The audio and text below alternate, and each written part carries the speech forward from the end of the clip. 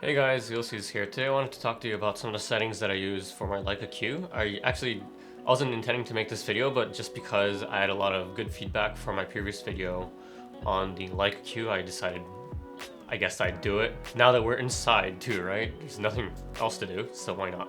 My general opinion on cameras is everyone uses them differently, and there's so many different ways of using a camera.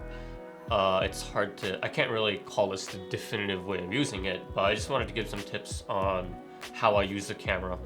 Yeah, so the title has Leica Q in it, but it's basically just how I use a camera in general. So for the people out there that don't own a Leica Q, don't worry, some of these tips are just very, very general tips or settings, so you can apply whatever you want to your camera that you have. Some things may not be applicable, but yeah, just take whatever you want from this video.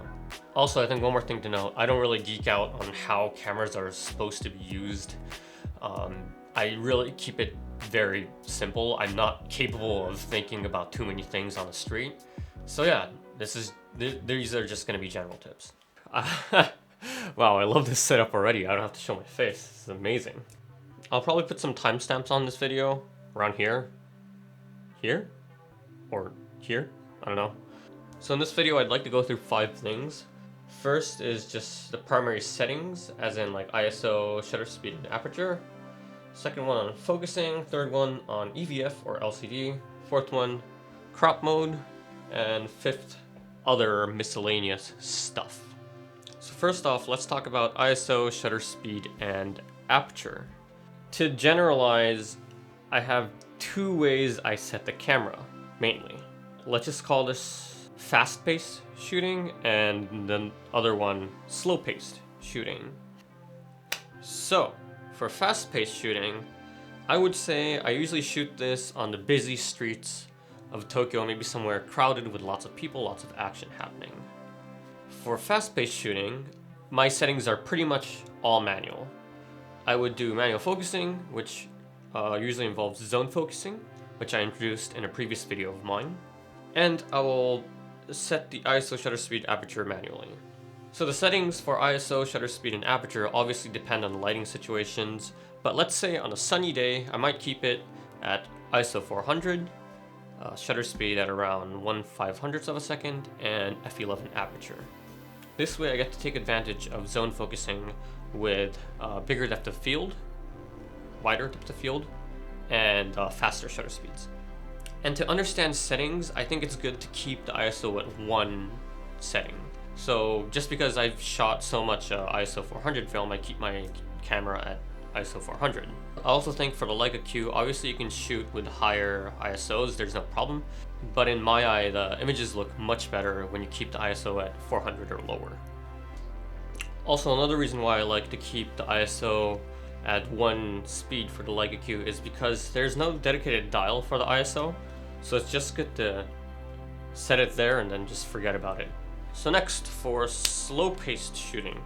Okay, so what I mean by slow-paced shooting is basically just any other situation than fast-paced shooting. The big difference between slow-paced shooting and fast-paced shooting for me is for slow-paced shooting, I keep the camera at autofocus. Now, this is because for slow-paced shooting, usually I'm not too sure of what I'll be shooting. I can be shooting landscapes, I can be shooting cityscapes, I could be shooting abstract stuff, I could be shooting some people, I could be shooting people in their environment or whatever. So for me in general, it's for these kinds of situations where I don't know what I'm focusing on, it's good to keep it at autofocus for the versatility. So with that in mind, what this means, having the camera on autofocus means, is that you can pretty much set the camera at any aperture, and it'll be in focus. You don't have to worry about the hardships of zone focusing with wider apertures. And what I generally do is I keep it at aperture priority, so shutter speed is set on auto, and for ISO, again, I keep ISO as low as possible for the slow-paced shooting style, because you're not shooting fast, so you don't have to freeze the moment as much. And it's good to negate elements that you need to think of as much as possible. And for this setting, what I do is I change the aperture, or I change sometimes the shutter speed based on how I want the picture to look. Like, do you need bokeh in that picture? Is there one specific thing that you want to have depth of field for? Then I might even crack it down to f, 1.7, sometimes, But I usually keep it at around like f, maybe like 5.6. And then on sunny days, I might even get the ISO as low as 100 or 200. And in general, what I do here is I use the exposure compensation dial a lot. So in general, for my Leica Q, I usually keep the exposure compensation dial at minus 0.3 or even lower at certain situations. The reason for this is I feel like in most cases, or in a lot of cases, the metering on the Leica Q is more on the bright side. Sometimes highlights are blown out, and especially in Japan, when you have very, very harsh shadows and harsh highlights, and I feel like the sun isn't very evened out here, especially during the daylight.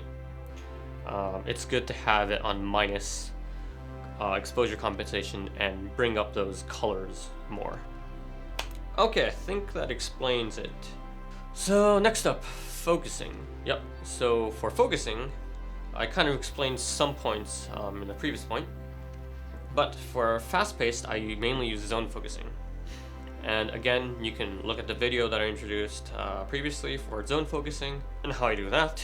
And for zone focusing, the settings that I use in camera for this is I go to menu, focus, manual focus assist, only focus peaking.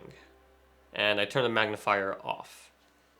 The reason for this is when you're doing zone focusing, there's not really a point in magnifying where you're focusing on. And you understand that most things are going to be in focus anyways. And again, for my slow-paced shooting, I mainly use autofocus. And I believe someone asked me the settings I use for autofocus. And the settings that I use for autofocus is I go to menu, focus, AF mode, 1 point.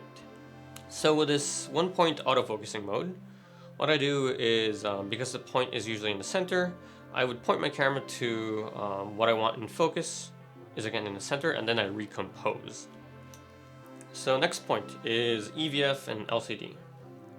I recommend a few things here. One thing is if you're focused on battery life, then it's good to only use the EVF, because the EVF and LCD constantly switching within each other definitely uses up the battery, which isn't great on the Leica Q.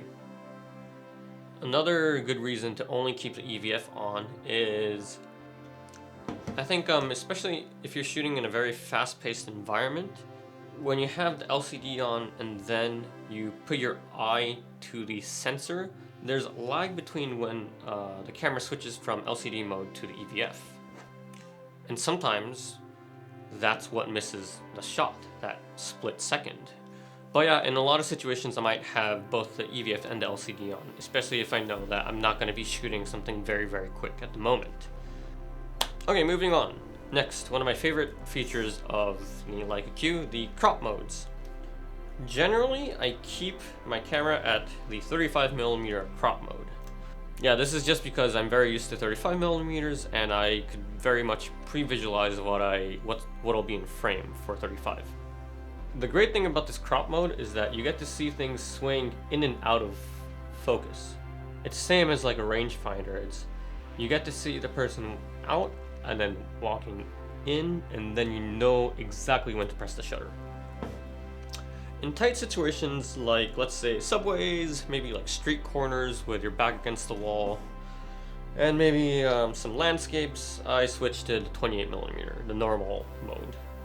But yeah, just to be sure, as long as you're shooting RAW or DNG, you get the whole file anyways.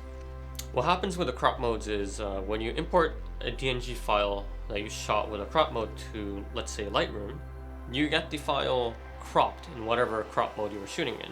So in my case, I get the 35mm view. But if I go to the cropping settings within Lightroom, then I actually get the whole image of the 28mm sensor. Of the 28mm lens. Some people may point out and say that this doesn't make a difference if you get the whole picture anyways, which in a way I agree, but it's great to be able to pre-visualize something, and it's great to tell at least Lightroom or whatever software that you're using that this is the this is the image I was looking at, not the entire view.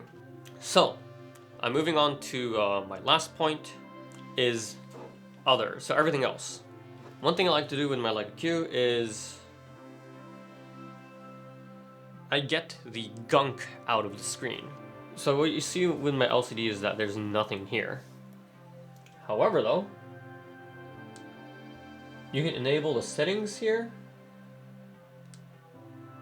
like this. But I advise you not to do this because you actually don't get to see the full image here. So it's actually the same with the EVF though. You get some blockage here and it seems like you're only taking a photo of this here, but actually what happens is this part is actually a part of the picture. So yeah, again, I like to disable this and get the whole view. In my opinion, there's nothing better than a big, bright viewfinder, and getting the most mileage out of what you're seeing is the best experience to have with a digital camera. I also generally keep the OIS, or the optical image stabilization, on. Again, this is situational. Unless you want some like creative options like motion blur, then yeah, that's a different story. Another setting I like with my Leica Q is go to menu, main menu, display settings, LCD brightness, medium, low. The reason to this is because when you have an EVF that is very, very bright with very, very saturated colors, sometimes it shows you an image that's more than reality or what's more than what you're actually getting from the camera. And I like to keep it as true as possible to my eye. So that's why I keep the EVF brightness to medium low. And lastly, I shoot DNG, which is basically like RAW for Leica. But I feel like when you have an option to shoot DNG, not RAW, I would always shoot DNG because the DNG files seem to be much more saturated than RAW files you get from other cameras. And it's nice to look at, like especially if you're looking at thumbnails, having a DNG is much better than a RAW file in my opinion. So yeah guys, that was the video. Thanks for watching. Thanks for all the requests for the videos. It's been interesting, and I got a lot of good feedback from my Leica Q video, so this is why I made this video. I hope it helps. Catch you guys in the next video. Don't forget to subscribe, please, and goodbye.